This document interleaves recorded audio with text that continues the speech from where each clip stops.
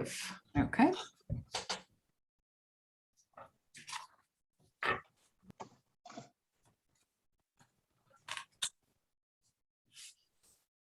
All right. Hello, Yep. everyone. Okay. All right. Hi, everyone. Welcome to our first faculty council meeting of the 2021-2022 academic year. As we get started, I wanted to say thank you first to the many people who wrote to me about my well, where I talked about my father's death from COVID last summer. So many of you told me stories about your own parents and the grief that you carry, whether those deaths happened years ago or whether they happened more recently. It was a moment of connection and community on my computer screen, and I really appreciate it. Thank you. As we began last academic term, we begin this year also in uncertainty. Last fall, I believe I quoted the William and Mary president who said we were called to live in uncertainty and that calling was deeply uncomfortable. Truly, I never thought the quote would be so evergreen. And yet, so far, our campus is functioning, albeit with ups and downs and plenty of worry.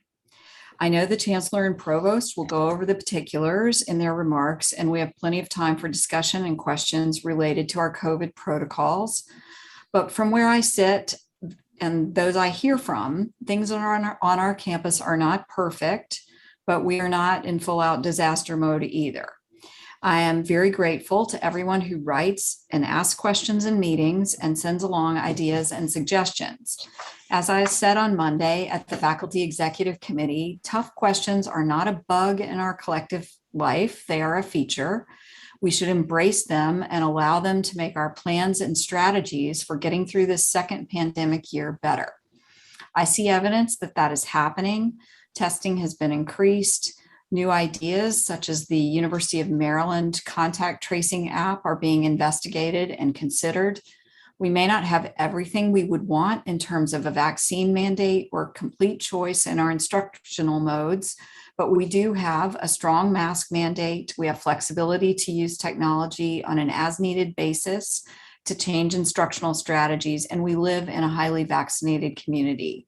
There is much to be grateful for. I was appalled this week to learn that some universities that have no mask mandates are not even allowed to require students to wear masks in their offices. So I give you that as Exhibit A in the things could be worse department. That does not mean that there is not plenty to be worried about. My son's high school reported its first COVID case in accordant contact tracing last night with no specifics as to the grade or who was infected, student, staff, or faculty member. There is no information about the level of vaccination among K through 12 students or K through 12 faculty and staff. I know of colleagues who are quarantining with their children because of exposures in K through 12 schools. Disruption will be a constant this semester, as will worry. Those are the realities of our collective life right now. And truly, I don't think we can escape them. In my view, our best course of action is to keep asking questions and raising concerns, expect our administration to change what they can in service of both physical and psychological safety, and to have patience and compassion for one another, faculty, staff, students, and administration. Let's stay in our flotilla, not try to go it alone in our respective boats. Please write and call me, and I'm here to listen and to advocate and to help however I can. We also have other issues to think about today, and first on the agenda is the Thomas Jefferson Award. After the award was given last year, people began to call me with concerns. Why were we giving an award named after someone who enslaved people who had a relationship with that by definition could not be voluntary with an enslaved woman? People told me and others in faculty governance that they were unwilling to nominate or be nominated for this award. And in the midst of the rest of the year's tumult, I did begin reaching out to people about possible ways forward, given that this is one of very few faculty awards that we as a faculty have to give. Here's what I've learned to date. First of all, the award was created in the 1960s and is given by a number of universities, including Vanderbilt and UVA and 6 or 8 others across the country. The original donor is long dead and with no descendants, meaning that a bank now controls the funds.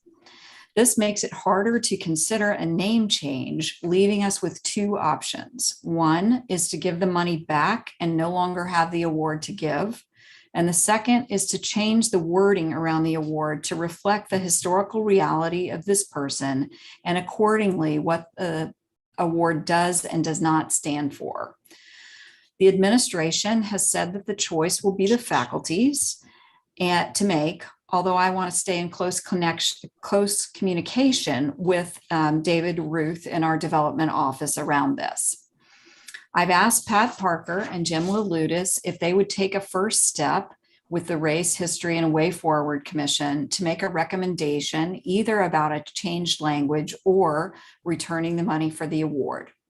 While doing that, I will be conferring with others about whether the Honorary Degrees and Awards Committee should be a committee to make a final decision, whether it should come to Faculty Council for a vote, or whether there is some other process that should be considered. Likewise, I would like to confer with other groups on campus, such as the BIPOC faculty group that is convened by the Institute for Arts and Humanities. So while I had originally hoped that we would have something resolved by this awarding period, we did not yet, but that work is proceeding. So for this year, we're keeping things the same, although I think the awards committee did make some changes on the website about that award. And yet, in our award winner for this year, we have the perfect person to help us think through the legacy of the person for whom the award is named. And with that, I'd like to turn it over to the Chancellor to begin the awards process. Thank you, Mimi. And it's great to be with everyone this afternoon here in week 3 of the fall semester. And I'm glad that we are making progress on contextualizing this award. The Thomas Jefferson Award was established in 1961 by the Robert Earl McConnell Foundation. It's presented annually to that member of the academic community here at Carolina who, through personal influence and performance of duty in teaching, writing, and scholarship, has best exemplified the ideals of democracy, freedom, and education. And this year's winner is Lloyd Kramer of our history department. Many of you know Lloyd as our former chair of the faculty. He has served our university's mission of teaching, research, and service faithfully. He's a fantastic orator, an amazing teacher, and I have valued his wisdom, insight, and commitment to higher education. Before turning the mic over to Vin Stepanidis to read the citation, I want to share the framed certificate that Lloyd, we will be delivering to your office here probably on Tuesday. Monday's a holiday, but this will be, I'm sure, will look wonderful in your office or your home, wherever you might prefer, but we'll get this to you very soon. So with that, I'm going to turn the mic over to Vin. Thank you, Kevin. I am deeply honored to introduce my colleague and friend, Lloyd Kramer, Professor of History, as the recipient of this year's Thomas Jefferson Award.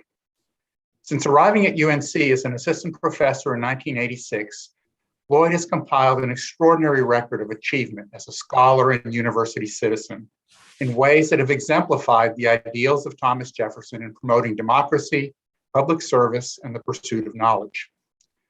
To begin with, Lloyd is a distinguished scholar who has authored or edited 9 books and many articles dealing with modern European history. He is particularly known for his book called Lafayette in Two Worlds, which won multiple prizes and is considered a definitive work on the American Revolutionary War general from France who was Jefferson's contemporary. Lloyd has also been an exceptionally active campus citizen, volunteering his abilities and time to countless university committees. In 2019, he was asked unexpectedly to step in as chair of the faculty and served in that role with distinction at a particularly critical time. Lloyd has a long record of administrative service, including stints as Associate Director and Acting Director of the Institute for the Arts and Humanities, and 2 terms as Chair of the History Department. In these various roles, he has been an articulate and tireless advocate for humanistic scholarship and teaching. More recently, he has been a transformative leader of Carolina Public Humanities, one of our main public outreach units connecting the broader community with UNC scholars in effective and innovative ways. And last but not least, he has been the recipient of several of the university's most prestigious teaching awards and remains one of the history department's most beloved teachers. Given Lloyd's enviable record of scholarship, service, public engagement, and teaching, one would be hard-pressed to find anyone on our faculty more deserving of this award. And now, with my congratulations, let me turn over the virtual podium to Lloyd for his remarks. Okay, thank you. Thank you very much, Vin. I am going to share my screen, and I hope you can see this, because I guess my teaching instincts never go away. So we live in a world where we all need to be able to look at things, and so I want to share my screen. Let me just begin by saying I feel deeply honored to be here today for this Thomas Jefferson Award event, and that it recognizes work that has helped to advance Jefferson ideals. There are always many people who deserve such awards, so I thank Vin Stepanidis and others who put me forward for this honor. I also thank our Chancellor, Kevin Guskowitz, for presenting this award and for his continuing leadership and for his vision of how UNC can be the best possible public university. And I want to thank Mimi Chapman for her outstanding leadership of faculty governance. And finally, I want to thank my hardworking colleagues in the history department for giving me a wonderful intellectual community over the last 35 years. So now I am going to try to share my screen. I want to advance the slides. You're sharing, Lloyd. We can see it. Can you see it? Okay. You're not in slideshow view, though, if you want to be. That's what I wanted to try to get into, if I can. I think down there at the bottom is an option, the little. Let's see, the slideshow option, advance. Well, if I cannot advance the slides on the slideshow, I will simply advance them. Let me begin by just noting that the Jefferson Award honors a very significant group of people. I looked at the list of the people who have won the award since 1962. This list includes many colleagues whom I have known who have received this award, and I deeply respect their achievements and their service to the university. But I also recognize that they represent only a very small part of the community that has worked to advance Jefferson's ideals over the last 60 years and long before. So we all know that Jefferson has become a very controversial figure in recent decades. He's probably at the moment the most controversial of all of the founding fathers. And we have learned a great deal about his personal life, about his relation with Sally Hemings. We have learned about the enslaved people who worked at Monticello. And Jefferson's racism and his actions that denied enslaved people the basic rights that he famously proclaimed in the Declaration of Independence have made him a very problematic figure. And we're now discussing the future of this Jefferson Award. Maybe this Jefferson Award will no longer be given. But I think it's important that we discuss Jefferson and this Jefferson event at a transitional time in our own university's reckoning with the role of racism within and beyond the university. I also want to note that this month there's a very important new book that's being published by Geeta Kapoor called To Drink from the Well, The Struggle for Racial Equity at the Nation's Oldest Public University. And we had a program on this at Flyleaf Books with Carolina Public Humanities just last night. I strongly recommend the book. But I also want to stress that history is always complicated, and it rarely gives us exactly what we want. And I would like to accept this award by emphasizing Jefferson's ideals rather than his contradictions and his racist flaws.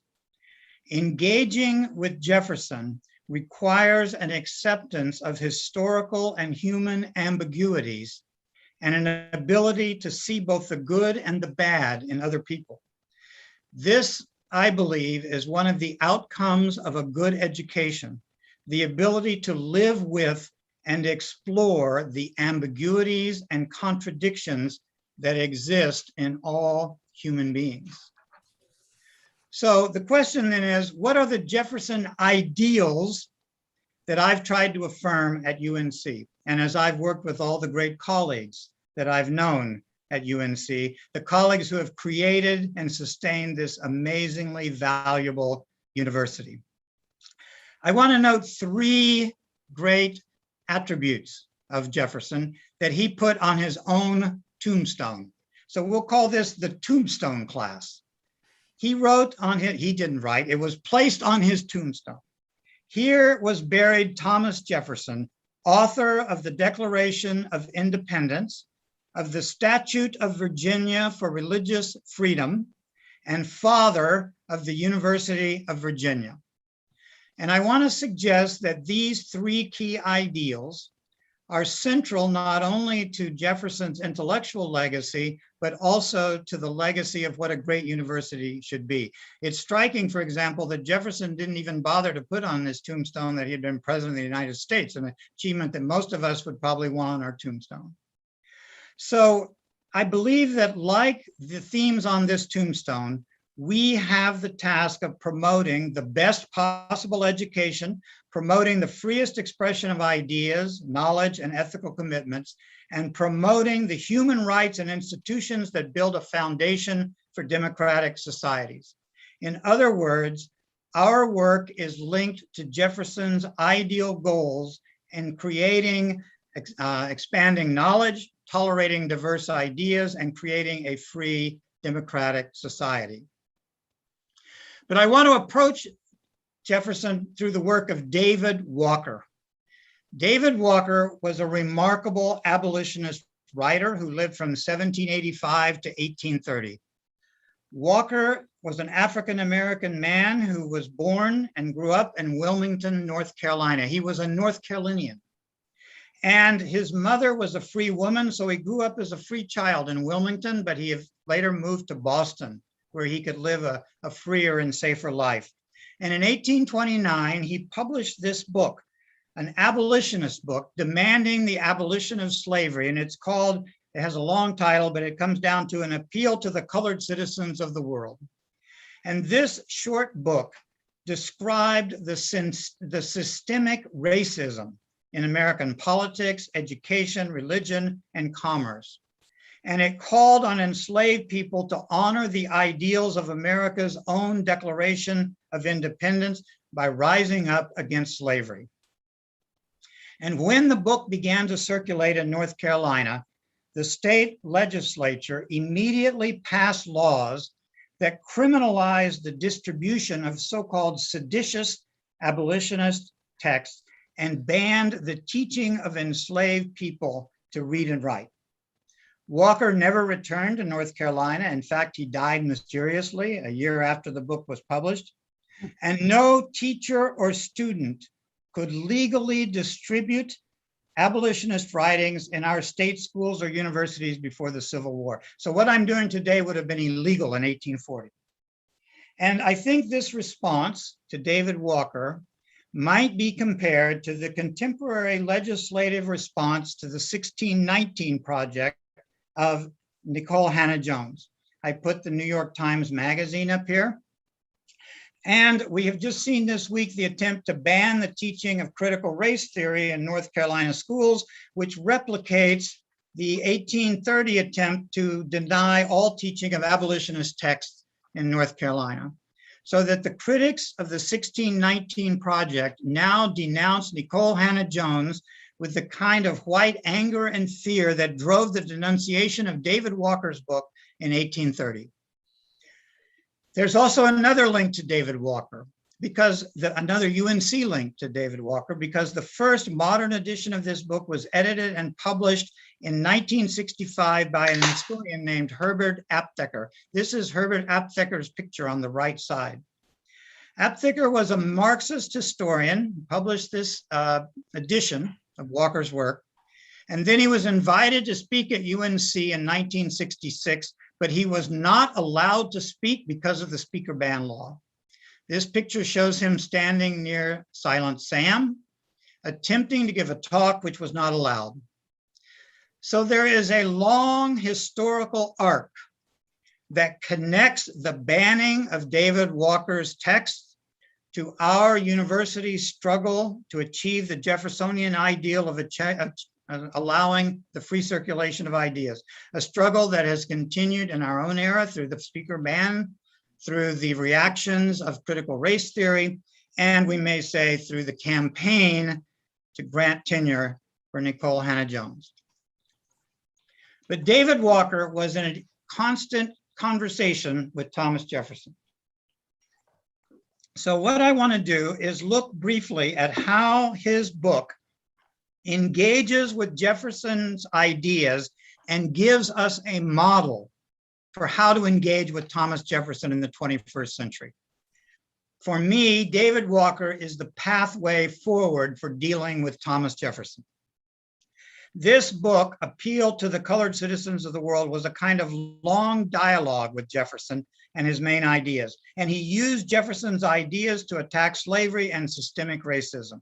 So I want to conclude my remarks by looking at several comments by David Walker.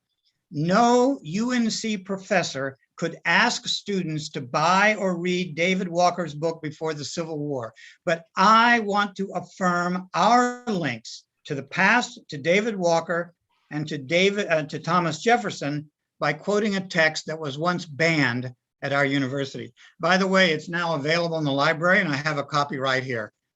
So some things have definitely changed since 1840. A few brief quotes. Walker on Jefferson's racism.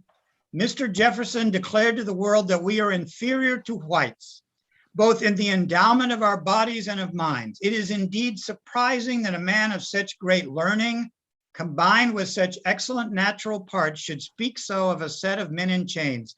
Mr. Jefferson has, in truth, injured us more and has been as great a barrier to our emancipation as anything that has ever been advanced against us. I hope you will not let it pass unnoticed.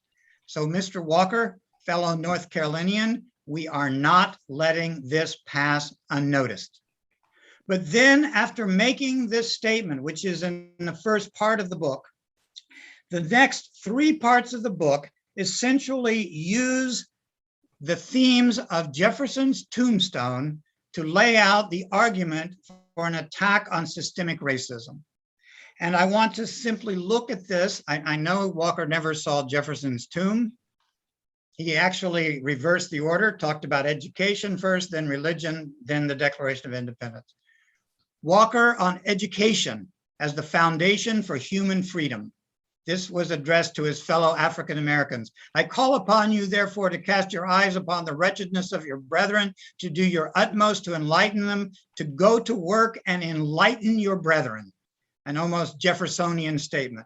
I pray that the Lord may undeceive my ignorant brethren and permit them to seek after the substance of learning. For colored people to acquire learning in this country makes tyrants quake and tremble on their sandy foundation. Why? What is the matter? Why? They know that their infernal deeds of cruelty will be made known to the world. The bare name of educating the colored people scares our cruel oppressors almost to death. Education.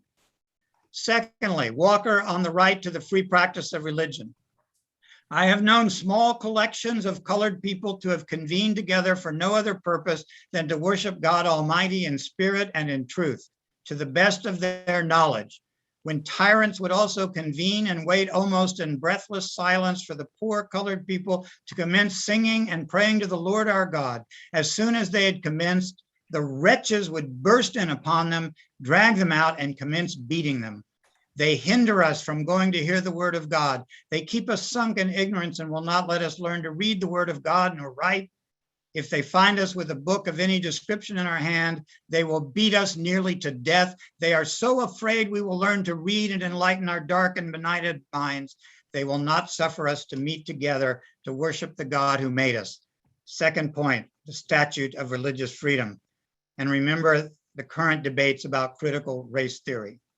And finally, Walker on the Declaration of Independence, Human Rights and Democracy. The whole last part of his book is a quotation of Thomas Jefferson's Declaration of Independence, including this line: "We hold these truths to be self-evident, that all men are created equal, that they are endowed by their creator with certain inalienable rights, that among these are life, liberty, and the pursuit of happiness."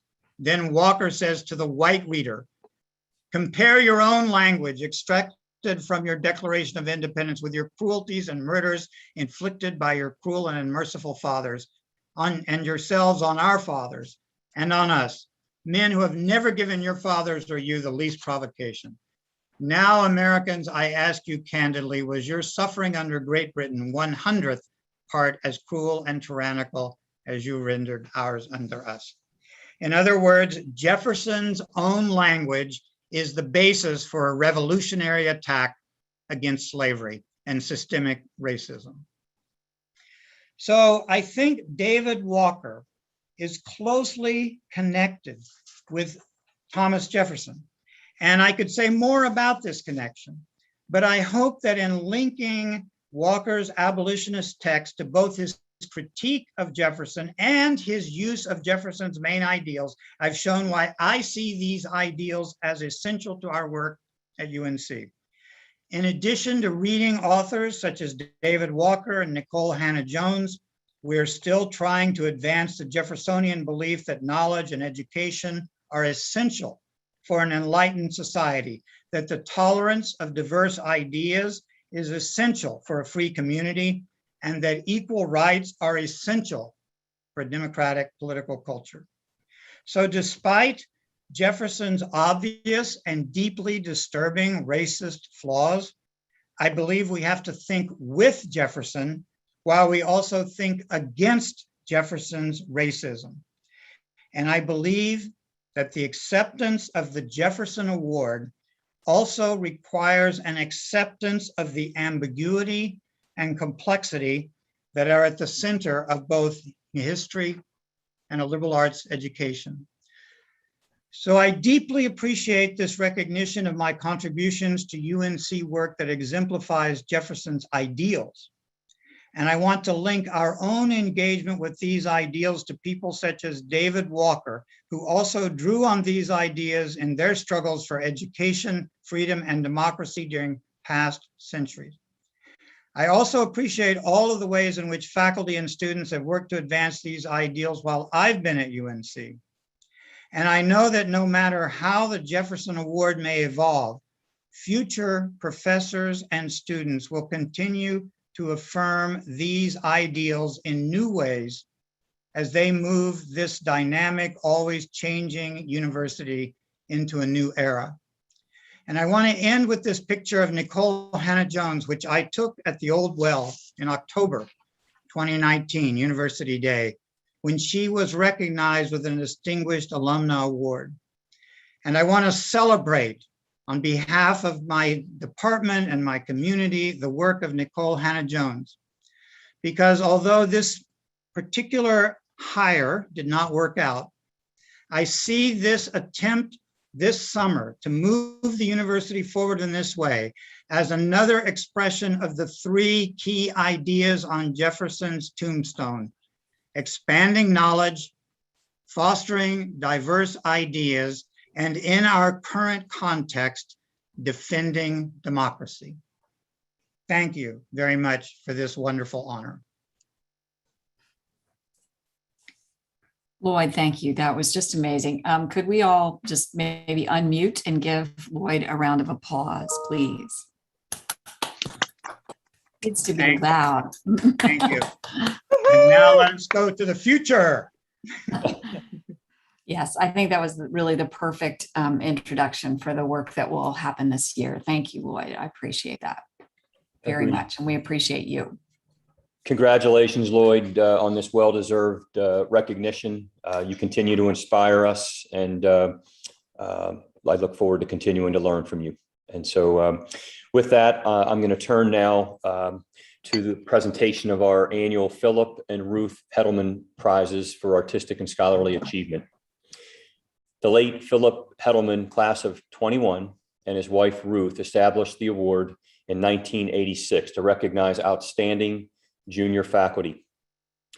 This year's winners include, and I believe we're going to try to bring them up on screen to acknowledge them one at a time. But our first recipient is Professor Nicholas Law from the Department of Physics and Astronomy in the College of Arts and Sciences. Congratulations, Nicholas. Our next recipient is Professor Alice Marwick, Department of Communication in the College of Arts and Sciences. Congratulations, Alice.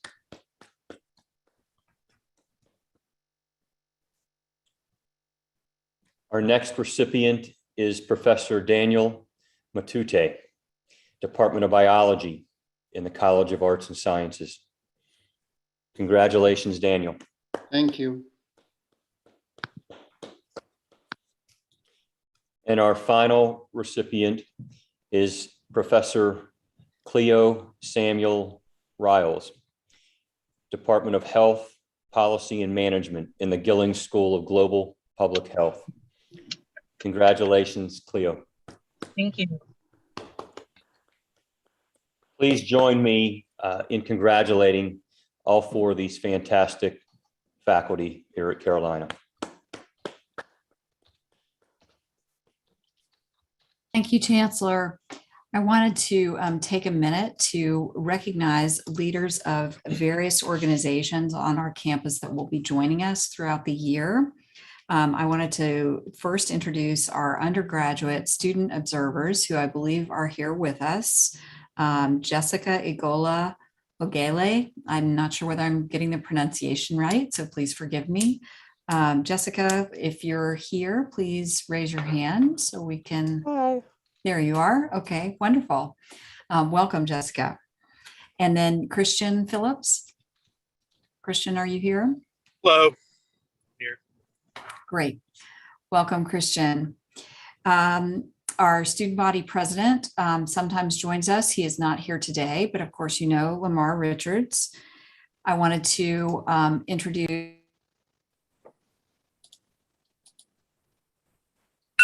You're muted.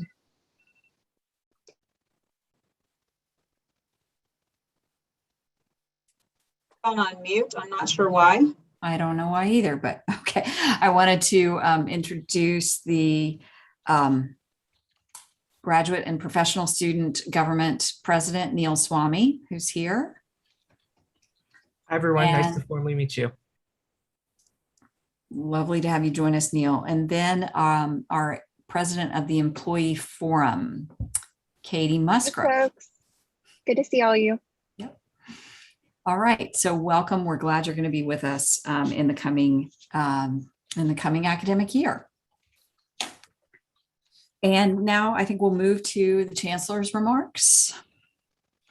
Great. Thank you, Mimi. Mhm. And I want to just emphasize how much I enjoy meeting with our students. I meet with students every week and really value the input from students, both the student leaders and students broadly speaking. But before I get into my planned remarks, I just want to comment on today's student leadership meeting and press conference.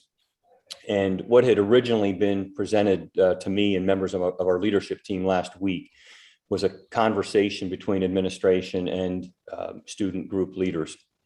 But this morning, we received a petition distributed by a group of student government leaders and the claims of, and I quote from the email, parents childless, faculty widowed, and families of staff shattered, closed quote.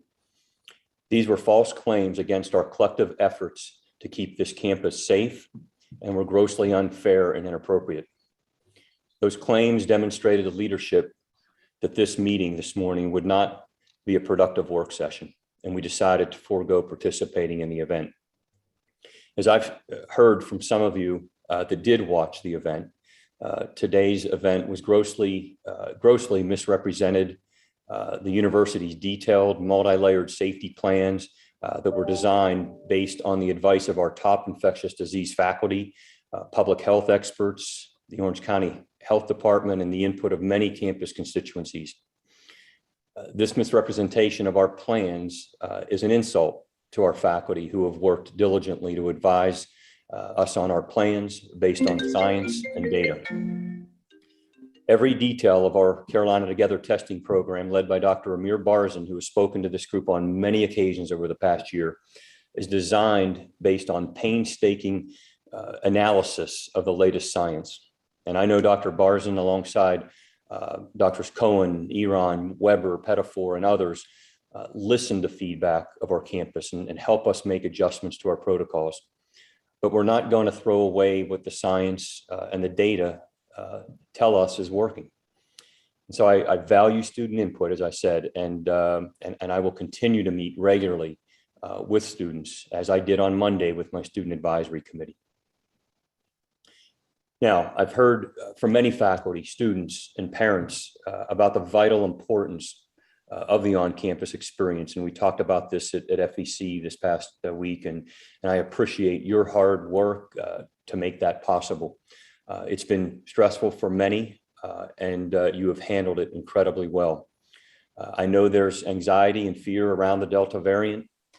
I met this week with many groups, including the FEC, as I've said already, my student advisory committee, STAC, which is my staff advisory committee, yesterday, and the employee forum the day before. I heard what's on their minds, their concerns, and most importantly, their suggestions about how we can be successful moving forward. So today I want to focus on three things in our response to the pandemic, and then I'll close with a few other updates on what's happening on campus. First, we announced this week that over 90% of our students are vaccinated. The vaccine is protecting us from serious illness, and I want to thank all those who have taken this seriously and been responsible to go and get vaccinated. We must remain vigilant in encouraging vaccination and mask wearing among all of our campus community members. Our staff numbers are up at around 85, approaching 85% right now, and our faculty vaccination rate is above 95%. And so everyone's doing their part, and we're grateful for that. But I want to continue to hear from you about how we can even increase those numbers to get as close to 100% as possible. My second point is that the fall 2021 is not the same as the fall 2020. We are a highly vaccinated community, and we have a year's worth of experience with this virus. There's still a lot of uncertainty, and I know, as I've already said, a lot of anxiety. I will continue to engage CCAC, which is our Campus Community Advisory Committee. I'm preparing an upcoming meeting with the co-chairs to engage them and make plans for the next meeting. We are seeing still, high levels of community spread across North Carolina and the Triangle. I meet regularly with our UNC Health team as they're tracking this closely around hospitalizations. And there's some good models there for us to follow, with the hope that this will peak very soon and level off, and where we can see a downward trend in cases and hospitalizations. And so, as we said before, we know that we're going to have cases on our campus, but the numbers of cases that we're seeing right now are consistent with what our experts projected, and we believe that we have prepared for this. Our goal is to catch cases and limit the spread. We're getting daily updates on the COVID situation from our teams at Campus Health, UNC Health, and we meet twice a week with our infectious disease and public health experts. And on the phone, someone on our team is on the phone daily with the head of our testing program, with Orange County health officials, and many more. So while there are concerns, I also think there's some encouraging news. And our positivity rate is still below the average for our state in our region. We have ample quarantine and isolation space, and we have a backup space available, and we're seeing zero transmission in the classroom environment. And I think that's really important as our tracers at Campus Health and others are working really hard at this to be sure that we're catching everything possible where there may be trends and or clusters. We've had very few instances of off-campus non-compliance. I'm encouraged by our community's commitment to keeping each other safe, and we'll continue to adjust and respond to the virus as necessary.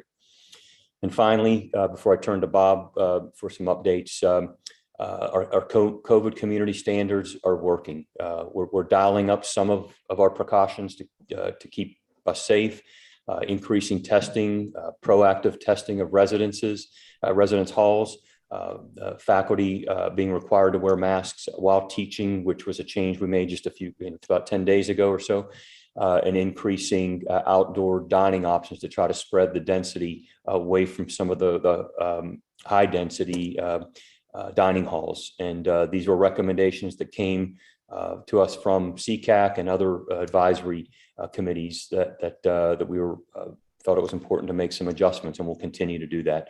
But regarding large outdoor events, we are strongly encouraging people to wear masks. I have a campus message that's coming out soon, maybe during this meeting, where I'll talk a bit about that.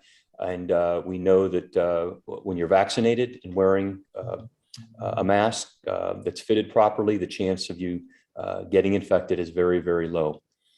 So with that, I'm going to pause before I come back at the end just to provide a few additional campus updates, but I want to turn to Provost Bob Bluen now to talk about the dashboard and clusters. Bob?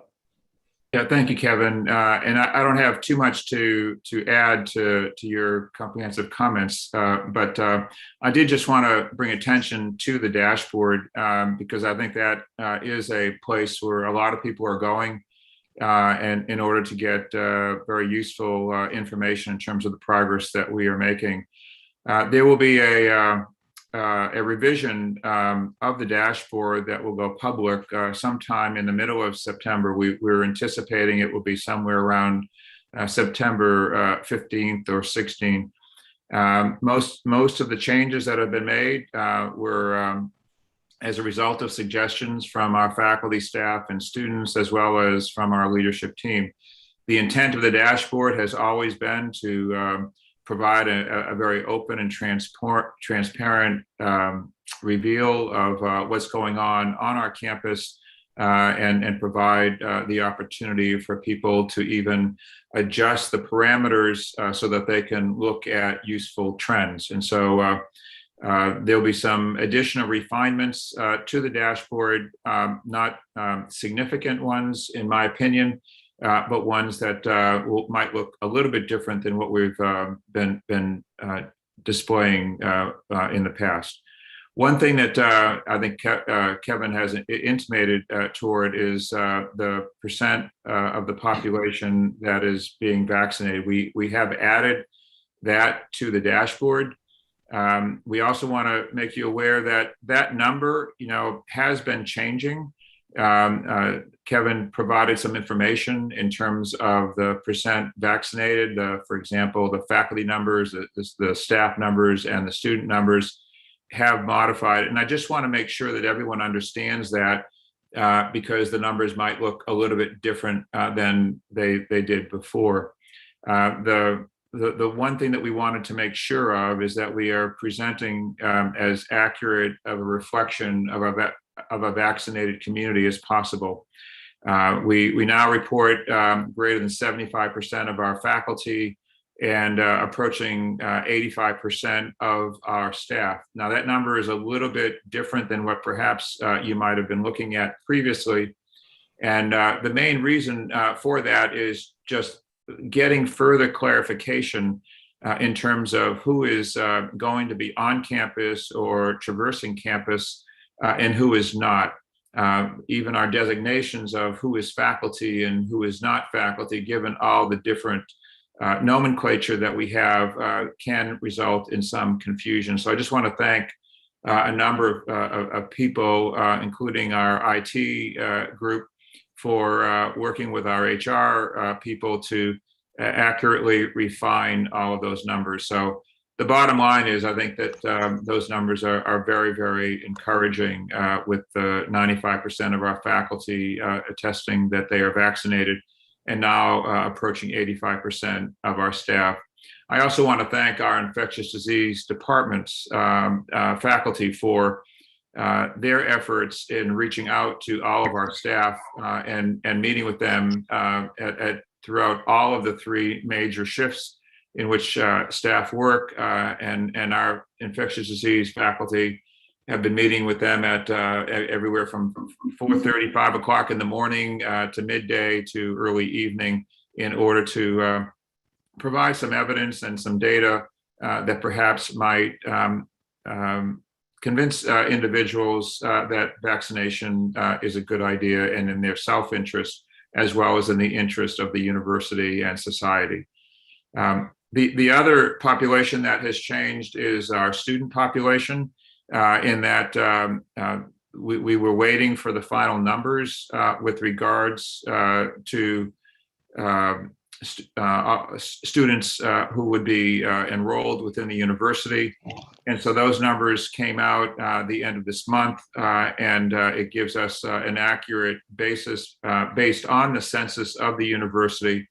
And so that number, both the numerator and the denominator, was modified. If you look at the absolute numbers, it suggests that there are fewer students. Originally, we were looking at about 30,000 students. That number is now closer to 28,000 students, and it's based on the most recent and most accurate census of the university.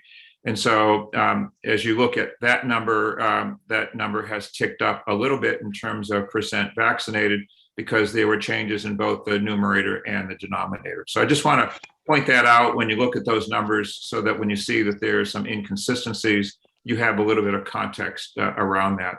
Also, we've been working in close contact with Orange County Health Department to provide further clarification on the definition of what a cluster is. We want to make sure that our community understands what that is and how we're defining it, and that our health department, as well as our campus community, are all on the same page. And I just want to make sure that everyone understands that we are following both the CDC and the North Carolina Health and Human Services definition of a cluster. And really the only differentiation is perhaps from one definition to another, is that it's not just that there are five identified positives within a space, but rather that they have an epidemiological link to their positive cases. And so we just want to make sure that everybody on this call understands that nuance, and that is how we will be representing our clusters moving forward. This is very consistent with the way all of the UNC system schools are doing it, as well as I think most of the schools across the country. So with that, Kevin, I'll stop there and turn it back over to you, and certainly happy to answer any questions on this or any other topic that I could be helpful on. Thanks, Bob. And I just have a few more updates, and then we'll open it up to questions. But I just wanted to add a few points. I mean, in the midst of all of this, we continue to carry out our mission, thanks to the hard work of so many on our campus. And one of the highlights of my week was on Tuesday evening, speaking with a group of over 70 students, 70 undergraduate students who are working on our Carolina Across 100 initiative. And this is led by Professor Anita Brown-Graham from the School of Government. It's supporting communities in each of our state's 100 counties. And while the initiative is not solely focused on the pandemic, it's certainly going to help with the wide-ranging effects of the pandemic on these communities, and to show how Carolina partners with the citizens of North Carolina to really make a difference across our state. And so you're going to be hearing more about this. I was so impressed with the students who were sitting in with Anita and her team for an orientation session as they're out now interviewing leaders across our state to better identify the ways in which our faculty, staff, and students can touch down in those communities, many of those communities, those that our students call home, to have an even greater impact than we already are. I think, this afternoon, hearing from Lloyd, Lloyd Kramer is, as we all know, he's so passionate about educating not only our students, but us, as we were all learning from Lloyd this afternoon through his comments, and knowing the important work that he leads through the Carolina Public Humanities Program. I think this is just a further reminder of why we do what we do. And I steal the tagline from Lloyd's from the center there, the Carolina Public Humanities Program, which is connecting people through ideas. And I think that's what we are continuing to do in the midst of this pandemic because of incredibly dedicated people and many other programs we could list similar to Lloyd's that are having an impact around the state. And finally, I just want to make an important announcement, and that is that through a process that we ran through the Chancellor's Advisory Committee, our elected members to that committee, we have gone through a process to select a new faculty marshal, and I'm pleased to announce that Professor Jay Icat from the Department of Computer Science and RENCI has accepted the call to be our faculty marshal, and we will see Jay leading our faculty at the first event, which will be the commencement ceremony for the class of 2020 in Keenan Stadium on Sunday. It's October the 10th. And then shortly after that, that Tuesday, October the 12th, is University Day. And so I want to congratulate Jay and thank her for accepting this important role. And I also want to take the opportunity to thank Professor Patricia Parker for her service over the years in this important role.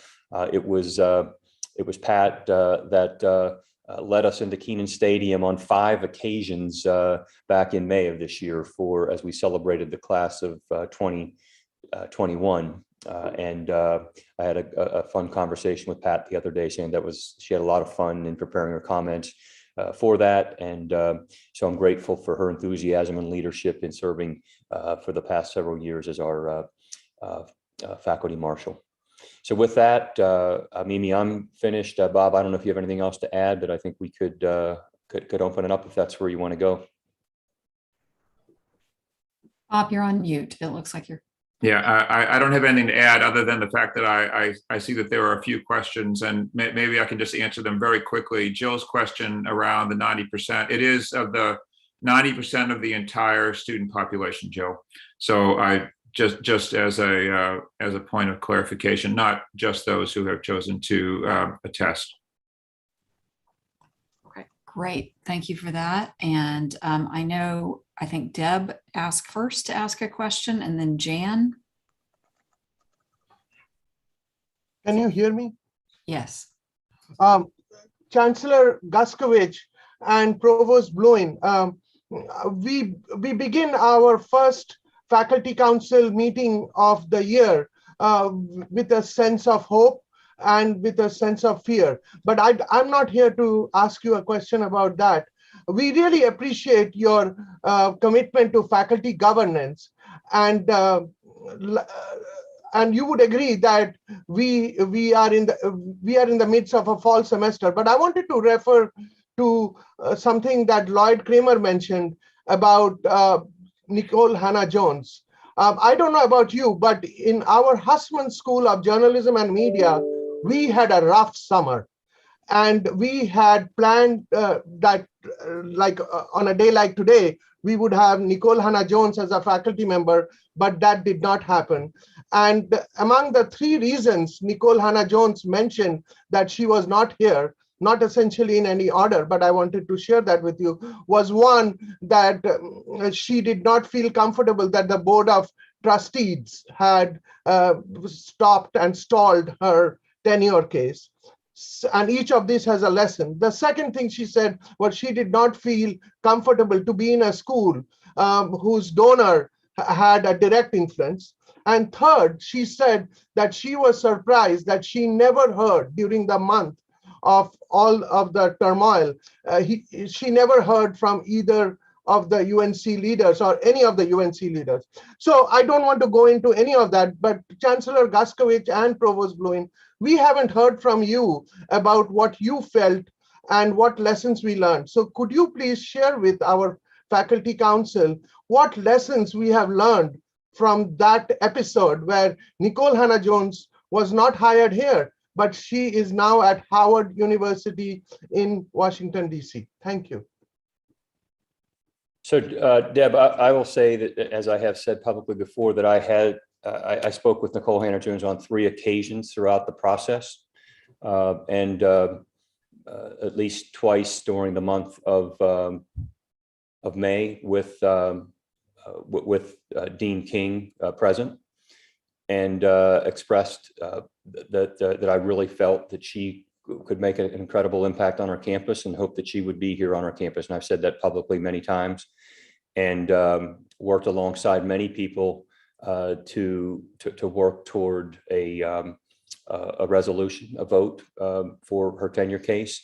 I think we've all looked back and asked ourselves what we may have done differently, but I'll remind you that we have a process. I talked about the importance of shared governance. Our faculty, certainly as the marketplace of ideas, has to be at the forefront of designing our curriculum, determining the faculty that are best suited to teach within that curriculum and the methods by which they are promoted. And so that process is very important. I have worked hard to try to educate a lot of people about that.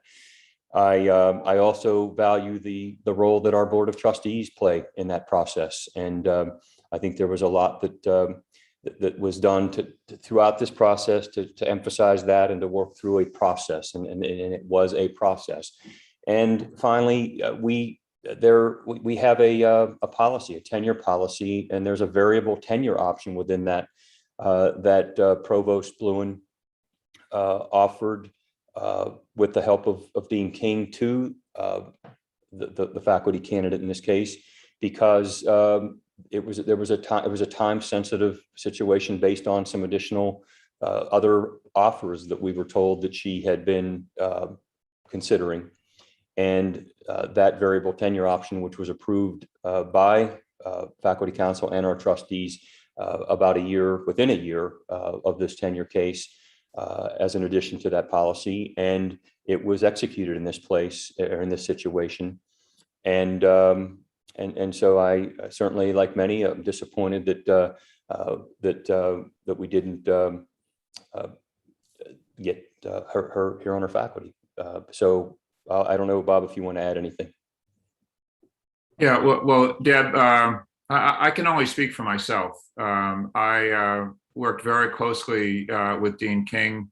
I contributed significantly to putting together a highly competitive startup package to try to attract Nicole here. I was personally very disappointed that this did not work out, both for the tenured position as well as for the fixed term position. And then for the third run at this, with regards to the tenured position, I think it's a unfortunate loss, not only for the school, but for the university. Mm-hmm. So I have a quick follow-up. We are getting ready for a dean search in our school, as you all know, and we are in the midst of other faculty searches. And there is a widespread question on campus that what are some of the lessons we have to learn so that our donors would not influence who we hire as our dean or as our faculty? Because clearly, as you all know, that there were influences from our donor, which was unfortunate. But at the same time, how could we make sure that that doesn't happen in the future? Yeah, we're engaged in a number of searches right now, and for deans and senior leaders, and obviously there are faculty searches that are being conducted, and we'll continue to hold a high standard in that regard, and make certain that these hires are handled through a process that we all believe in. Well, Deb, I would just emphasize that I agree with. I think the inference that you're making is that it would be inappropriate for undue inappropriate influence, in a final dean decision. And I don't think you're going to get any disagreement here. I will say that almost every dean search that we said that I have been associated with, either in charging or been just a party to throughout my career, has had wide constituents as part of the search process and as part of the input. So one of the things that is unique about a dean, is that they have to relate, not only to faculty and to staff and to students and alumni, but also to donors and other constituents, both inside and outside of the domains of the school. And I think every search that we are likely to have for any dean is going to involve, all members of those constituency groups. No one should have undue influence, inappropriate influence. And so that's something that we all have to be mindful of. And certainly I would hope that that you and the faculty of the Husband School, would continue to maintain that standard of commitment to integrity and would hold the institution to that standard. There are other folks waiting to ask questions. So thank you for taking the time to answer my question. Right, Jan, let's go to you. Thank you very much. I always say your name wrong. I'm sorry, it's Jan. Yeah. My apologies. Thank you. I have two disconnected questions. One of them is about vaccination numbers. So thank you very much for clear explanation. I really appreciating the splitting of employees into faculty and staff. And I would suggest if there would be possible to split students into undergraduates and graduate and professional students, because that also might help paint a little more complete picture. And in connection with that, do we know what is the proportion of attestations that have been verified, maybe by providing a vaccination card or something like that? Yes, I have some of those numbers. We have now over, I believe, 65% of, at least with regards to students. And I think it's similar, but I don't know the number for sure with regards to staff and faculty. But certainly around 65% have been uploaded into the system. Everyone who is acknowledged as a yes, not only acknowledged it as a yes, but they have acknowledged it to indicate the specific vaccine product that they have received and the approximate date that they have received it. So it's a little bit more than just checking a single box. It does require multiple box designations. And what was the other part of your question, Jan? Well, I haven't had a chance to ask it yet. The second question is actually, is there any information on raises? Given the high inflation, I am afraid that we are fast becoming not competitive in retaining world quality scientists and scholars, especially at the mid-career level. So do we have any information on where raises are, or if there will be any? So, Jan, all indications are that assuming we have a budget passed by the General Assembly, that which they're saying could take another 3 weeks or so, that there in both the House and Senate's budget, there are proposed raises for state employees, which certainly includes our faculty, staff. And so we don't yet know where that number will land in terms of percentage wise. And we'll also need to get guidance from the system office then regarding, whether there's an across the board increase and then merit raises placed on top of that. But we're anxiously awaiting that information so that we can hopefully get those raises in place as soon as possible. I couldn't agree more. We need to maintain, competitive opportunities for our faculty and to be able to retain our faculty and go out and recruit the best faculty. So we're committed to this. It's one of the top priorities that I have spoken to several of our General Assembly members, and I know that President Hans has worked really hard over the past several months in advocating for this as a top priority for the UNC system. Okay, I think Mary Floyd, did you have a question you'd like to pose about contact tracing? And I wanted to remind everyone to just announce the school that you are coming from, the school or department, and to introduce yourself since we're such a large group. Okay. Thank you, Mimi. Mary Floyd Wilson, Department of English, College of Arts and Sciences. So I just had a question about the CDC guidelines and our how we're doing contact tracing. And I've gotten lots of questions from faculty because when you look in the guidelines, there is a part that says that close contact includes those who are in the same space with a positive individual for 15 minutes wearing a mask and within 6 feet. And then the only place that I can find that says that the classroom is not a place for contact tracing with masks is for the K through 12 schools. So I'm just wondering what part of the CDC guidelines we are using. Yeah, we're following, Mary, thank you for that question, because there's been a lot of confusion around contact tracing in the classroom. The same definition applies within the classroom. So it is, as you have described it, if you're within 6 feet of a positive and you were in proximity for 15 minutes or more, then you are eligible to be identified as a person to be traced. And so that work is done by Campus Health, and the follow-up will be done by Campus Health after interviewing the individual student who tests positive. Now, there have been questions, and I think all very legitimate questions, because of it's the start of the semester. People are wearing masks. There's not a lot of socialization going on around where people might be sitting.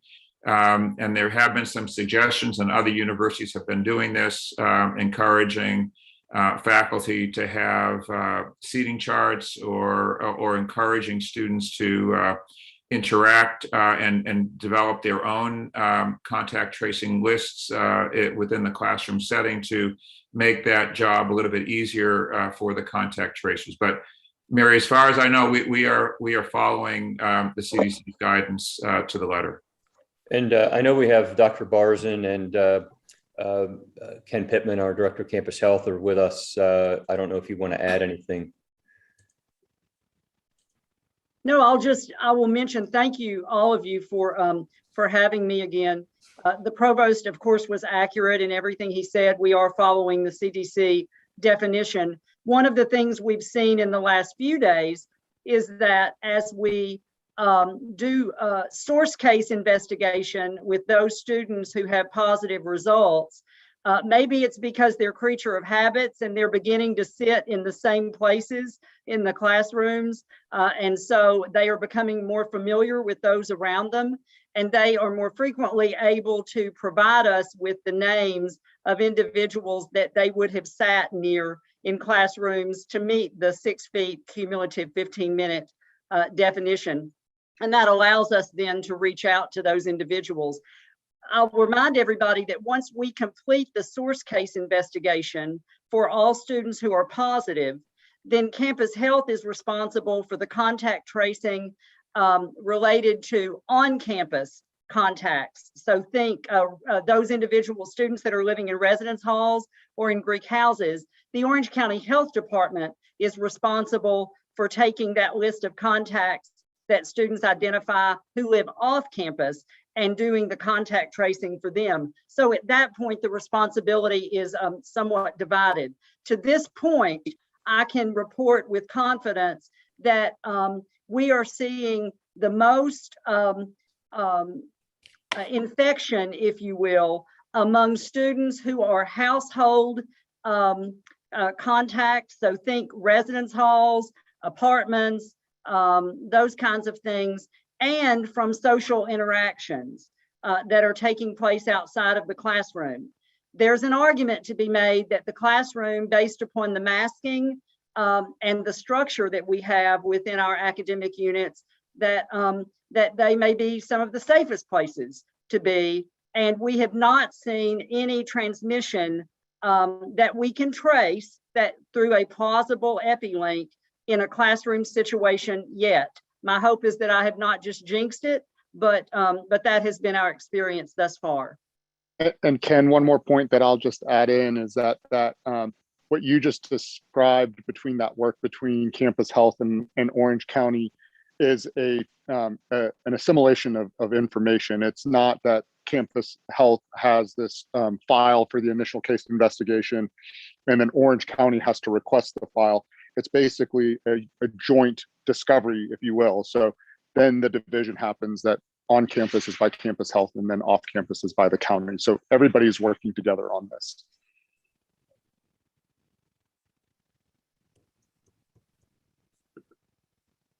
There was a question from Renee, but now she says she doesn't want to ask it. So we'll go to Beth.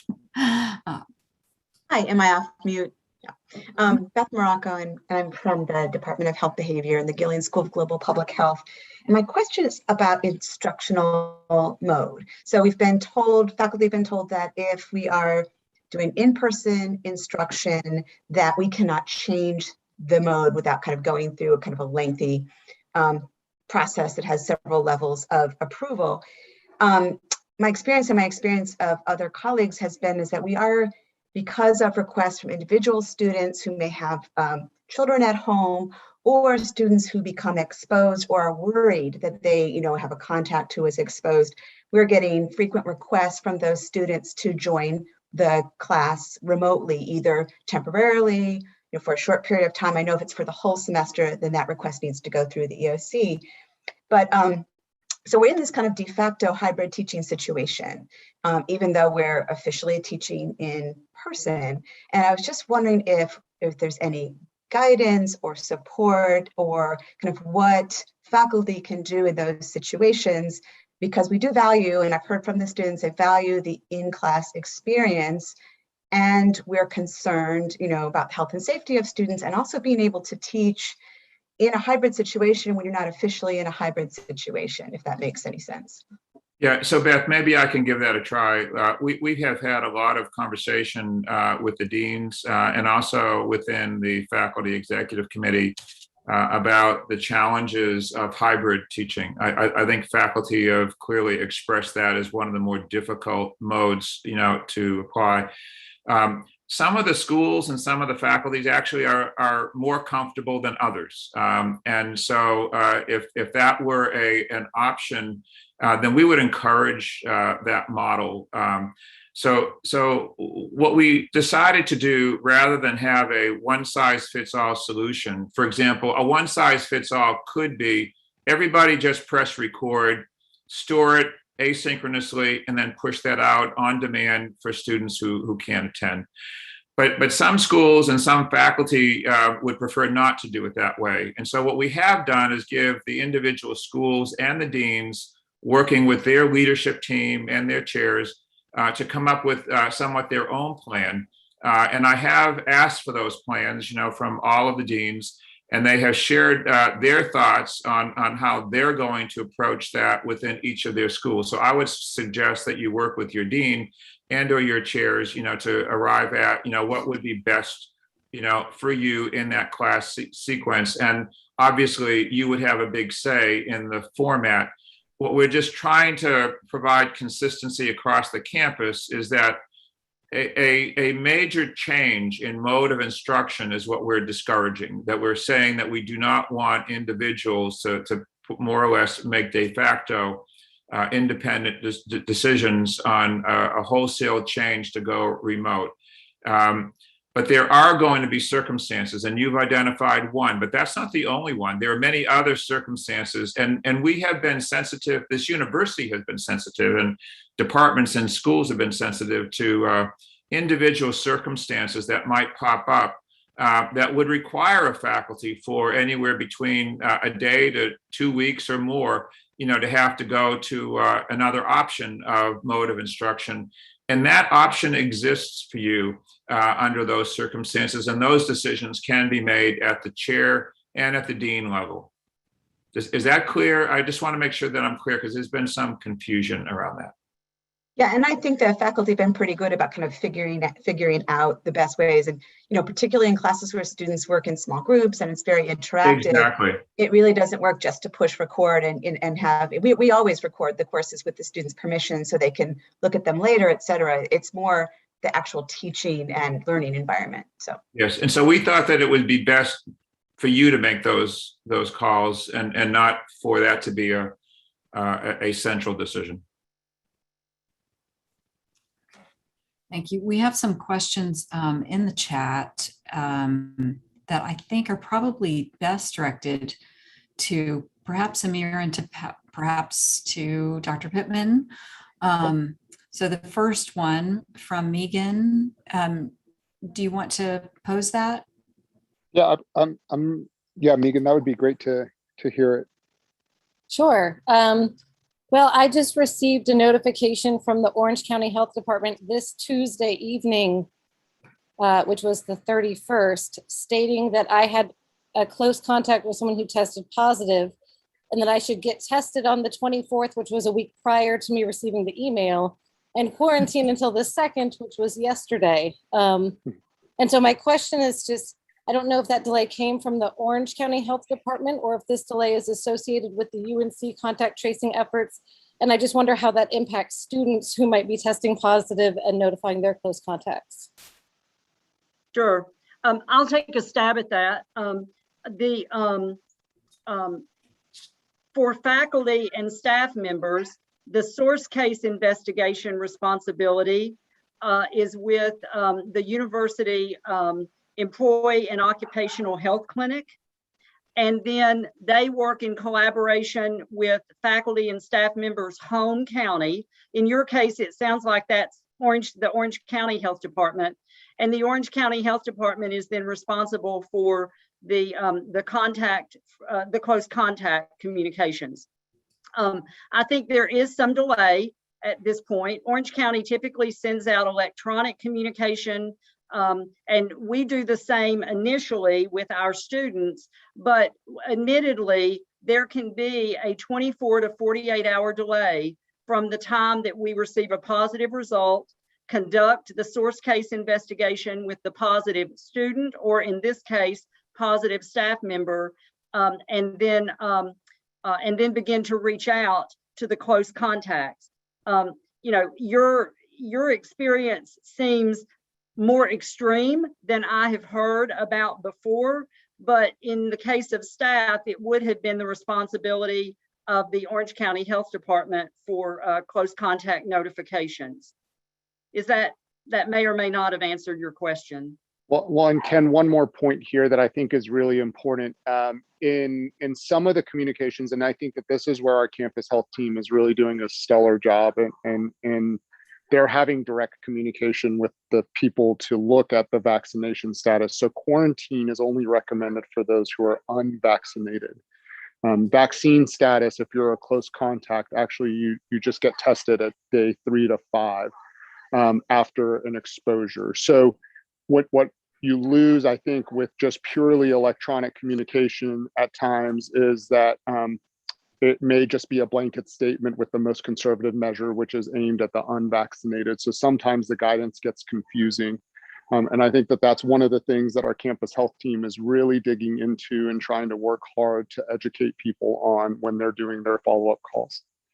And I'll just add, thank you for that clarification, Amir. That's very helpful. I would just add that I think both everyone who's doing contact tracing right now, there is that added step of determining, to the extent that we can, the vaccination status of the close contacts. And once we determine, I don't know your specific situation, but once we determine close contacts that are unvaccinated, we prioritize our communication with that group because that's the group that we need to make sure gets in quarantine as soon as possible. And so it is not unusual for vaccinated close contacts, since quarantine will not be recommended, to kind of move a little bit to the bottom of that communication queue. And Megan, after this meeting, we will be pushing out a series of questions, FAQs, predominantly on this topic of contact. There just are a lot of questions that come up over and over again. This is one of them. And of course, we can't necessarily get all of the answers to all of the questions that are very specific, to any one individual. But some of the top 20-ish questions that are on most people's minds with regards to what do I do if this happens to me in the classroom, those frequently asked questions will be pushed out sometime later today. And Mimi, I'm happy to address Hillary's question if she would like to pose it, or they would like to pose it. I'm happy to address that. Great. Hillary? Yep, I'm here. I don't know if you can see me. Yes. Hi, how are you? Great. So I think that Audrey brings up a really excellent point. So we look very closely to our peer institutions as well. And one of the things that we have personally been able to kind of see on our campus is last semester and this semester, as Ken has mentioned, we have not seen an epi-link to a classroom transmission. Duke is another great example of this. Even in the time of when they had an increase in caseload, they said that they had not seen any transmission in a classroom setting either. So we are continuing to watch that very closely, and we're identifying close contacts as best as possible. And the goal will be, like Ken said, to continue to try to monitor as best as possible to limit any classroom transmission and spread. And the majority of the cases that we have seen on the healthcare side have been not from workplace transmission, i.e. kind of like a classroom setting. It's been mostly at home or domicile transmission and community-based settings. Okay, yeah, I guess my question, that all makes sense. And I take the point that we're assuming if everybody's wearing a mask, that is lower risk than if we weren't. I guess my question really is about that data about the lack of transmission and what it rests on, because I'm just struck by in my experiences when I've had people be positive in my classes, they didn't know who was sitting around them. So those people weren't informed. And so there was no information about the contacts in the classroom, which would seem to profoundly impact our ability to know whether transmission was happening. So I don't know, like if contact tracing was working differently in those other, like in the Duke cases, or if it rests on this lack of knowledge. Does that make sense? Lack of information about who was sitting next to the people in the classroom. Yeah, and I think that another point that's really important is that while the contact tracing and case investigation is kind of a snapshot and picture of time, it isn't just kind of done and then filed away. So for example, when we look at a dorm room setting, Ken and I look at the caseload and continually look at and say, okay, we see this person is on this floor, this person is on this floor. Is there a link? Are there suites that are next to each other? So the same thing happens if there were multiple people. Let's say there wasn't a capture point on a classroom setting from what you're describing. But then the student subsequently tested positive and another student tested positive and they said, I was in this English class. That would make us go back to that and say there was likely an epi-link in that English class, if that makes sense. So it's not just a look forward, there could also be a retrospective look backward too. Gotcha. And I guess, right, would it be, my students are very worried when there are cases in the class, oh, well, we're not knowing that. And so, we'll try and have people try to notify who's sitting around them or find that out at the beginning of every class session. But yeah, that retrospective information is useful, but it doesn't sound like we really have a way of using it in real time at the moment about those, the class where the transmission might be happening. Is that, am I interpreting what you said correctly? It's an added layer that we can look at. We are trying to continually push on the tracing efforts as much information as what is happening in the classroom as possible. Okay. So yeah. And yeah, did I? Sorry, go ahead, Mimi. I was just going to ask, I had heard from someone in my school earlier today that there was going to be a recommendation coming out. I don't know whether it's a recommendation or a requirement that people use seating charts for this purpose. Is that, Bob, can you speak to that? Yeah, there will not be a requirement to use seating charts, but there is the suggestion that that might be helpful. I know that in a number of faculty have expressed concerns about their confidence in students being able to recall all of the individuals, seated around them. And so certainly many faculty already used seating charts, but I think in this masked world, it's a little bit harder and perhaps may have been less willing to do that. But we're just encouraging faculty. Not every class is conducive to a seating chart. We understand that too. So we were not mandating it, but rather highly recommending that faculty do that if they feel more comfortable. And if students wanted to have their own little contact tracing list, in each of their classes, that would go a long way also to help facilitate contact tracing. And that's what we've seen at other universities doing. I also, I think I missed a question very early on, maybe that came in from Joan about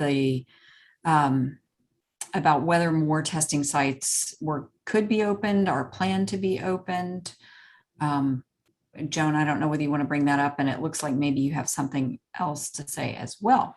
That was just quickly about any of the testing sites that might have parking, because the other two testing sites had very close parking, and my concern for if we need to have employees, they may want to do it if they're driving on the way in or out of campus, and the student union is not the most convenient.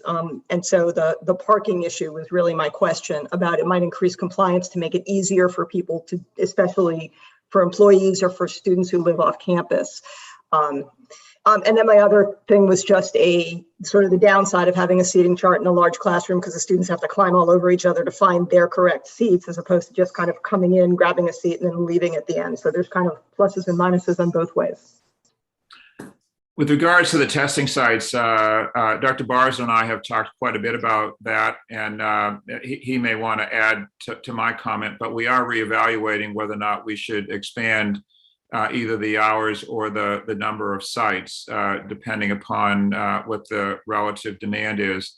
And if we sense that, if there's the data out there that would say that we would benefit significantly by adding a site. Now, we did have the current site, which was sort of our off-campus location, a little bit easier to drive to and from. That is a site. It also is a location that is planned to be used at some point later in the fall for academic purposes. But Amir, do you want to comment further on the decisions related to expanding the number of testing locations or sample collection locations?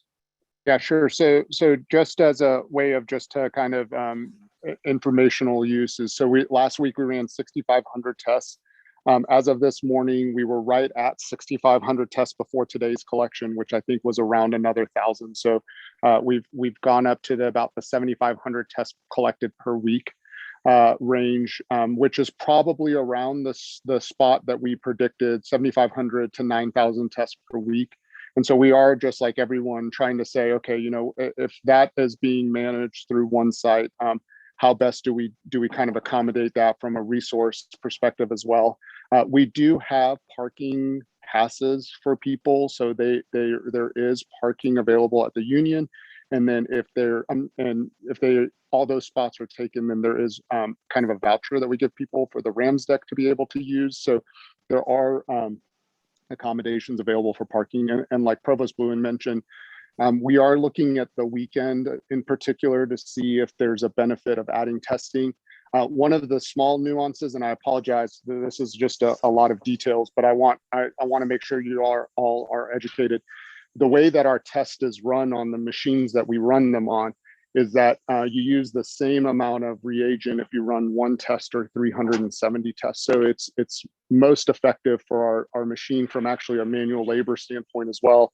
If we have 370 vials that are there that are true human samples to run, as opposed to aliquoting by hand 369 samples that are water to put on the machine to run for a run's equivalent. So just to give you a little bit more background of what the actual physical process is. And I might just add that technically there are 2 sites for testing on campus now, because of course symptomatic testing is done at Campus Health, and we do about 700 to 800 tests per week of students who are experiencing symptoms. Our positivity rate at this point is only around 5% during the last week for that symptomatic testing, which means that we have students that are experiencing COVID-like symptoms, but it ends up being something else to the tune of 95% of those testing. So we certainly are in a testing culture right now. We support that, particularly if students are symptomatic, but wanted everyone to know that 95% of those students who are testing may have something, but it's not COVID. Ken, maybe if I could just ask Ken, just as a reminder for everyone, we are coming up with flu season, and you did make an announcement this morning that flu shots would also be made available towards the end of September and throughout October. I don't know if you wanted to just provide clarity around that. Sure, we have. We are in collaboration with Employee Health. Campus Health provides the flu shot clinics all over campus beginning mid-September through October. And you can go to, I believe, flu.unc.edu and see a schedule of all of those flu clinics where they're planned all over campus.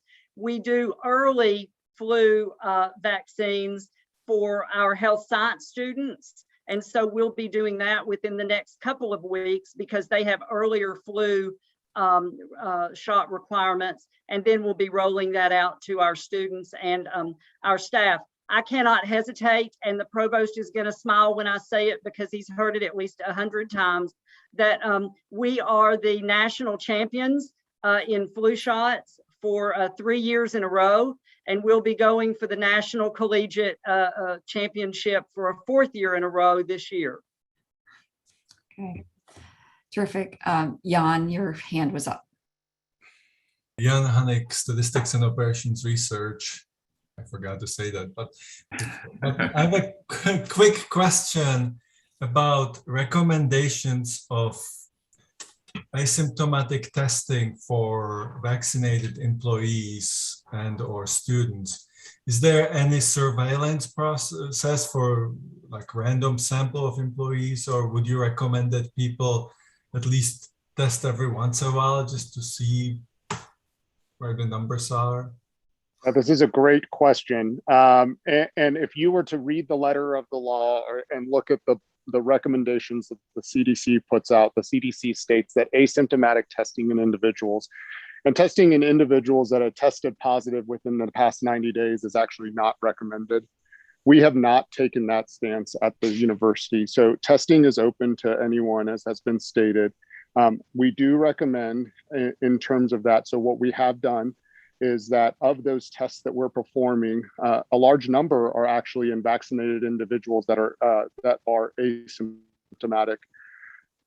When Ken goes back and does his and Ken's team go back and they do their case investigations, the people that are testing positive actually are, and I'm speaking of just the Carolina Together testing site, largely actually state that they had some mild symptoms. So they truly weren't asymptomatic individuals, but they were mildly symptomatic and they were getting tested through the Carolina Together testing program. So what we have seen is very few cases, if any cases, in purely asymptomatic vaccinated people that are coming through the Carolina Together testing program. So we put out a guidance on this just last week that said, we recommend that if you are interested in testing, to not do so more than once a week, just based off of the demand and supply of testing and the work that goes into it. It is definitely not recommended to test on a daily basis. This isn't, while we are excited to have people do that and to take care of the campus, it really is not necessary if you're vaccinated and truly asymptomatic. So Jan, just as a reminder that the campus health, they primarily are looking at students and relative to testing, students who are symptomatic. When they do get looked at over the weekend, there was some question about the $50 copay. Those copays have been dropped. So I know that there was some concern about students having to pay, for their visits, on the weekend, but that is for symptomatic individuals. And the Carolina testing program that Dr. Barzan has been overseeing is primarily for asymptomatic testing.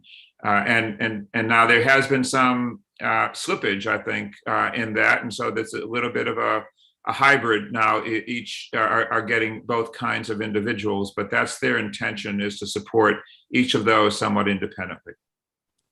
Thank you. When you were answering, there was a question that popped into my mind.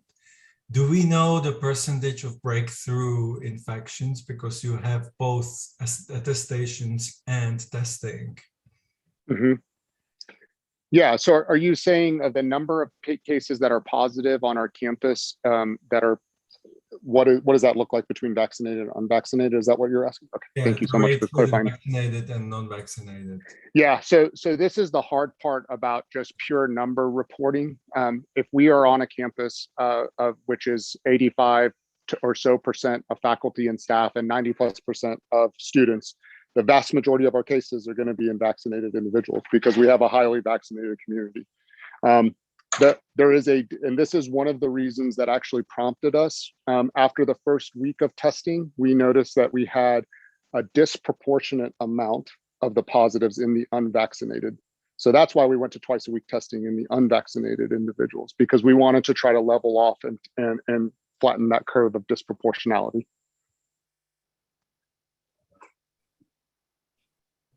Okay. So Jan, the majority of the people that are testing positive are actually vaccinated. I'm not surprised. I wanted to know what's the rates divided by the vaccinated, and yeah, it was answered to me. Thank you.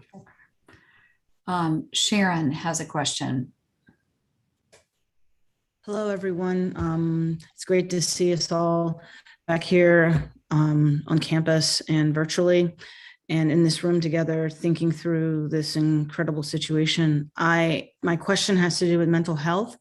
It's one of the issues that came forward in the document that Chancellor Guskovitz referenced earlier, that the student government put forward about mental health on campus. And so I'm getting questions about it as well. So I just want to know, for those students who are testing positive, for those students who are experiencing anxiety, as the numbers do inch up, what's our mental health care infrastructure looking like on campus? Are there COVID mutual aid groups where folks can kind of talk about their feelings around the numbers and the close proximity to one another in classes, et cetera? This is what's coming forward, at least in my part of campus. I guess I can start, and then others may be much better positioned. Obviously, within campus health, we also have counseling and psychological services. So we're an integrated health organization. Counseling and psychological services provides support groups for individuals who have tested positive for COVID, and also for those, and this is on the student side, students who are experiencing anxiety related to the pandemic and other issues surrounding that. So there are some COVID specific resources there. Our Dean of Students office is very engaged in reaching out and working through the COVID Care Hub with all students who test positive. There's a formal process for reaching out to determine any resources that they may need. Housing also has a similar kind of program for those students that are required to isolate or quarantine on campus. And so those are some of the resources that are available, and I'll turn to my colleagues who may know of others as well. We also have, I should mention, telecounseling services so that students who are in an isolation or quarantine situation are able to access counseling and psychological services virtually. They have also do their clinical triage on a virtual basis. And so students are not disadvantaged by virtue of not being able to walk in for mental health services in our building. Did I get close, Sharon, or sort of? No, absolutely. Absolutely. Yeah, thank you. And also part of the question too was like, how strained is that infrastructure right now? Like what's the mental health of the folks providing the mental health? Yeah. Well, Sharon, that's a different issue. So. Sharon, I can add a little bit. We've had a number of conversations with the deans of all the schools on campus. A number of the schools, have actually built some of their own infrastructure within the schools to help support not only students, but faculty and staff as it relates to not necessarily just mental health, but what we'd call health and well-being.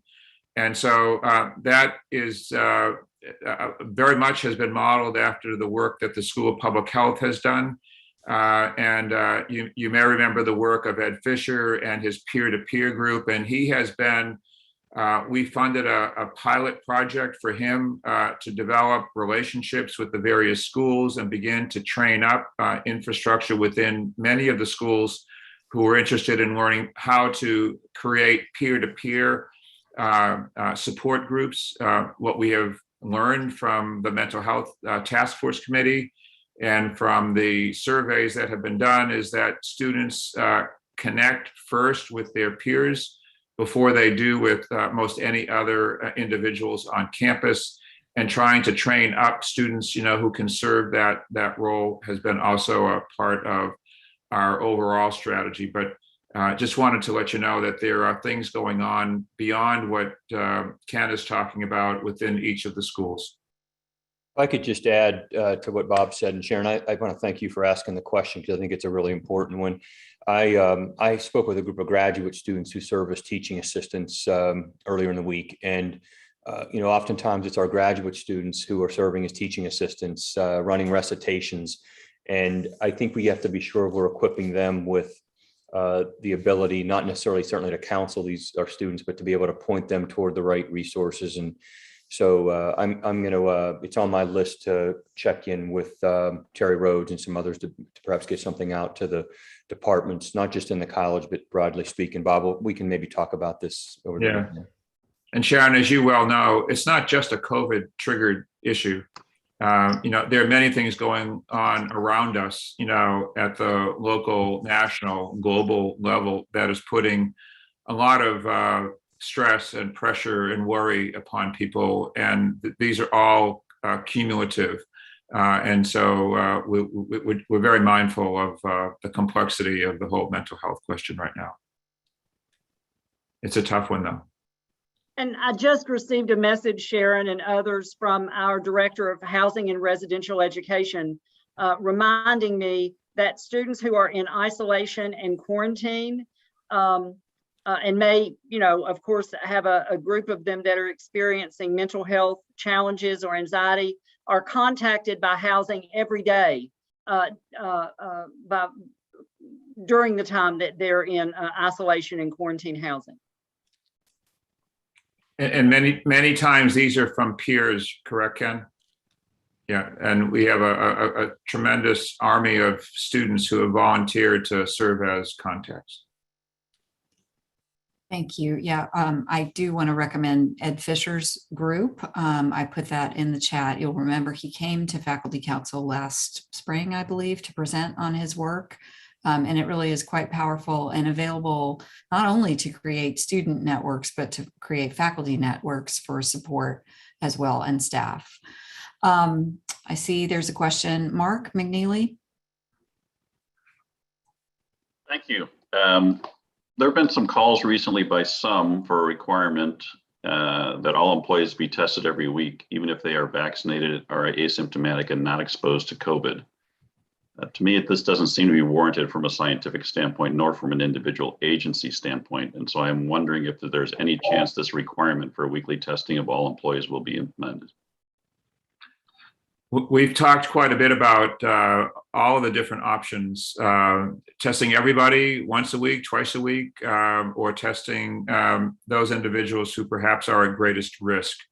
Right now, our approach has been to stay with testing those people who are greatest at risk, which are the unvaccinated part of our community, and doing that more rigorously. As you may recall, we originally had planned on test all unvaccinated individuals once per week, but mainly as a result of feedback that we had from not only the FEC and our student groups, but also what we were observing from other institutions, we decided to go with twice a week mandatory vaccination, mandatory testing for unvaccinated individuals. Right now, that's where we stand, but we also have been considering whether or not we would do some form of random surveillance testing. That decision has not been made to implement that, but that would include vaccinated as well as unvaccinated individuals. So we have not implemented that, but it would be very different than a mandatory. No decision had been made on that type of a surveillance program, but we have had conversation about that. And Amir, do you want to add to that?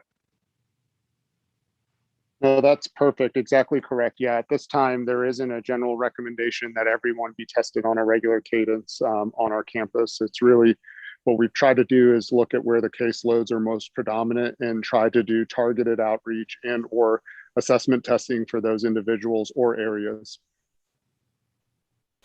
We have seen very small numbers in faculty and staff and employees. About 500 or so employees a week come through the CTTP, and that's me knocking on wood. We have had no positives this week for employees on CTTP. Thank you. All right, so we are a bit over time, but can I just jump in real quick? I just want to take an opportunity to thank Dr. Barzin, Ken Pittman. Their teams have been incredible. We would not be anywhere near where we are right now if it weren't for the incredible work and dedication. I know that there's a lot of hours in a week that's going into all this, and people are looking forward to a 3-day weekend maybe, but I know their teams are going to be working really hard. So I just want to take this opportunity to thank them for all they're doing.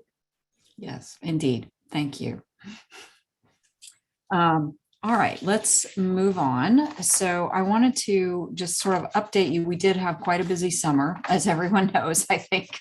But just to briefly review, all of this information is on the faculty governance website, but I wanted to go through actions that the FEC took over the summer on your behalf. As you know, the Faculty Executive Committee is charged with the ability to act when faculty council is not in session. And although we did have one rather extraordinary meeting of the entire faculty council this summer, that is not a typical event. And so it is up to FEC to make those decisions when faculty council is not in session. So in May, after the semester concluded, we did vote to affirm a statement reaffirming support for free speech in the wake of vandalism of distribution boxes for the Carolina Review and vandalism of their website. On May the 24th, we FEC voted to on a resolution to encourage the BOT, the Board of Trustees, to consider tenure for Nicole Hannah-Jones. On the 19th of July, we ratified a statement regarding academic freedom and the UNC Press Board's actions. On August the 4th, we requested delegated authority to make decisions related to COVID-19 on our campus from the Board of Governors. And I think that's it. I think that gets us to the present day. So I just wanted to make you aware of that. One other thing that I brought up in FAC on Monday is a change in the Board of Trustees regulations about how honorary awards, about the faculty's role in honorary awards and degrees. I told you that the language had been changed and that our role had been changed in that. Jill Moore, our new secretary, did reach out to the chair of the Board of Trustees, and together, along with a few other folks in our campus community, we had a very productive meeting with both the chair and the vice chair of the BOT yesterday to perhaps reconsider this language. So there is more work to do there, but it was a productive conversation, and I'm sure I'll be briefing you on that at our next meeting in more detail. So I think that is it from me. We do have a few minutes left for any open discussion or things other members of the council would like to bring up. So I'm looking at my participant list for hands of anything that people would like to bring up at the moment. Or hearing none, I would entertain, oh, Deb, I see your hand. You're muted. Are we going to meet on Zoom or would we be back in 2001 Kerr Hall? Oh, thank you for asking that, Deb. I had intended to put that somewhere in my remarks. We decided to start on Zoom, given people's, anxiety at the moment, and to see kind of how things were going to shake out. So I think we are going to leave that decision to a couple weeks from now and sort of see where we are, see how things are stabilizing on campus, make sure we're not getting transmission in large groups or classroom-like settings, and then hopefully move back to being in person if we can.